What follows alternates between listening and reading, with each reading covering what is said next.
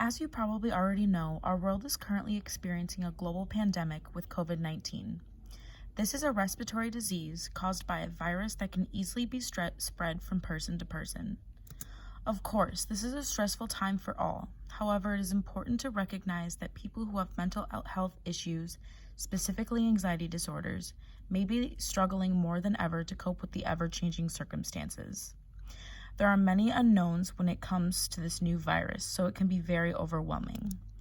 Know that it is normal to feel this way, and many people are feeling this way too, so you are not alone. Your feelings of anxiety and fear are valid. Whether you or a loved one struggle with anxiety, it is imperative to find ways to cope with the stress of living through this pandemic. One way you can cope with the stress you are experiencing is to take frequent breaks from reading or hearing news stories that correlate with COVID-19. This can include social media as well, because news is everywhere and repeatedly hearing about the pandemic can be very upsetting. During these times, it is necessary to step away from all of the news stories and data researching to focus on something else.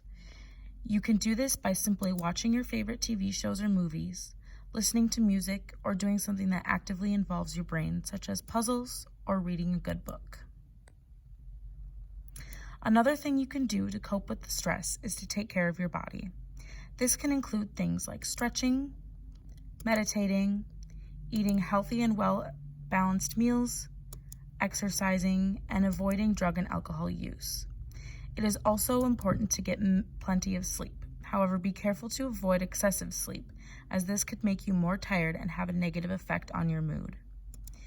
One of the most important things you can do to cope with stress is making sure to stay connected with others. Though this is harder now with having to practice social distancing, there are many ways you can still connect with friends and family members thanks to technology. There are many different video call options such as FaceTime, Zoom, and Skype, among many others that you can use to keep in touch. Be sure to talk with people you can trust about concerns you are having.